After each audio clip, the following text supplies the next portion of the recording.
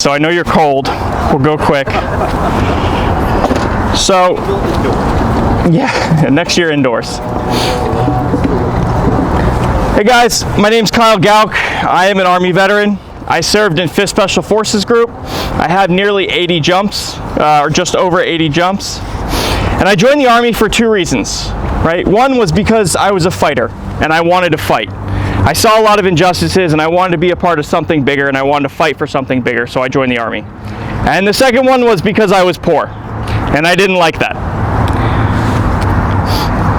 Just like many other Americans, my parents worked very hard, but they still lived paycheck to paycheck every single month. We were evicted from our apartments time and time again. The food on the table came from the local pantry, the clothes on my back came from the local church. I wanted a better life and I wanted more. So like all of you, I joined the Army in search of a better life. And life was good when I was in. I was fit and fed. I had a solid paycheck every 2 weeks, even if it was below minimum wage. And then I got out. And I did all the things right when I got out. I applied to school, I rewrote my resume, and most importantly, I got a dog and named him Hunter. Life was good for a while. I was young and healthy and free from formation.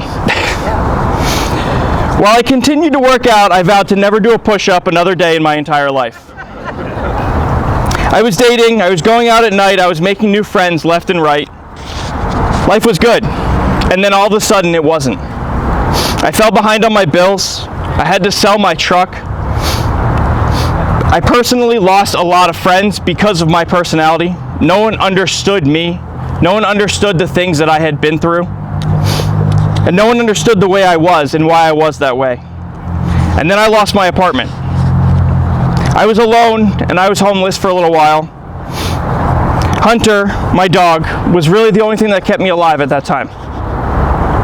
And unlike so many others, my best friend Mike included, I survived the darkest days. I beat the 22 a day where so many others haven't. I looked back and I wondered, how did I get here? How am I supposed to live like this, off this type of pay? How will things get better? Eventually, I met my wife, Melissa, who's right back there. I graduated college, and like Hunter, she has saved my life more times than I've ever told her.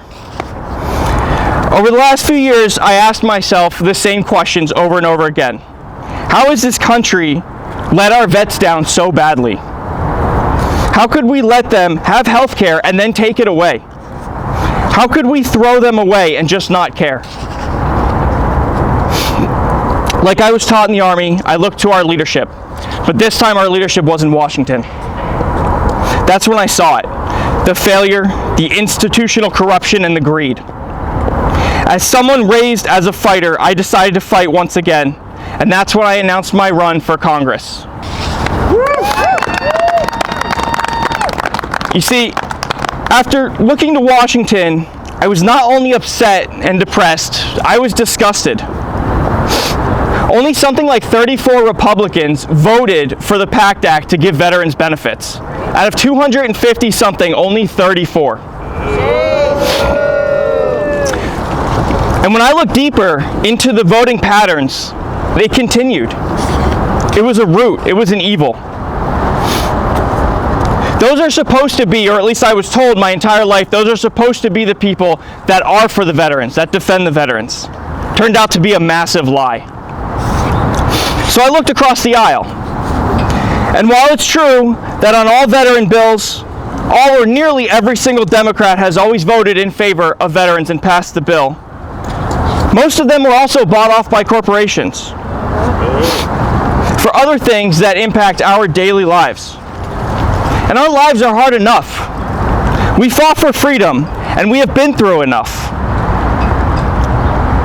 What we don't need is a bunch of politicians in the pockets of corporations making our lives less affordable.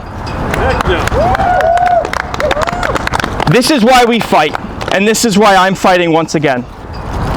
I'm fighting for accessible health care, affordable housing, stop corporate gouging at the grocery stores, lower the greed behind your energy costs, More importantly, I'm fighting for term limits, to ban private stock trading in Congress, and I'm fighting for the veterans. And my promise to all of you and everyone out there is I will always put veterans at the forefront of every policy I consider. Some of our policies that we are drafting right now consider things like Daniel could have used. VA for the Uber, or Uber for the VA. You should be able to call a ride from your VA app for your healthcare appointment.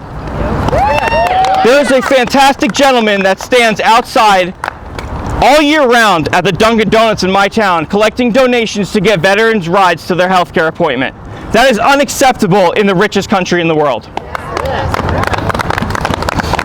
We want to implement mental health booths throughout the district, throughout the state, and throughout the country. So rural areas, veterans don't suffer and have to travel 45 minutes to a VA. If you're having a mental health crisis, you can go to your town hall or your library, step inside a private booth, and talk to a crisis help specialist right away. Yes. We also want to implement high-speed internet across all rural areas so veterans can have regular checkups and they don't have to worry about finding a ride to the VA and not getting the health care that's preventative that they need. Yeah. Time and time again, our politicians have sold out or sold our service down the river, and I say no more. I'm done. Come join the fight. Join me in taking back our rights and the freedoms that we fought for. This is where I pitch myself. You can sign up with Nate. He's back there. He's got a QR code. That'll take you right to the website. We love volunteers. We absolutely love volunteers. Or you can go to kylegauk.com, KYLEGAUCK.com. I have flyers. Don't worry, you don't have to memorize how to spell my name. And please, join us in August as we primary Joe Courtney and try to take this country back. We try to take our freedoms back, and we try to take our rights back. Thank you all from the bottom of my heart.